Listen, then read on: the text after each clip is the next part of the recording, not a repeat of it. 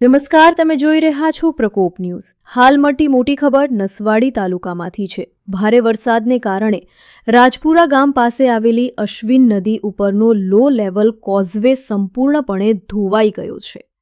આ ઘટનાથી ગ્રામજનો માટે મોટું સંકટ ઊભું થયું છે। કોઝવે તૂટી જતા ગામલોકોને અવરજવર માટે ભારે મુશ્કેલી પડી રહી છે। જીવન જરૂરી ચીજવસ્તુઓ લેવા પણ લોકો નદીના પાણીના પ્રવાહમાં ઉતરવા મજબૂર બન્યા છે। સ્થાનિક લોકોમાં ભારે બેકાબૂ પરિસ્થિતિ સર્જાઈ છે અને વહીવટી તંત્રે તાત્કાલિક વ્યવસ્થા કરવાની માંગ ઉઠી છે। રિપોર્ટર મુકેશ પરમાર, નસવાડી।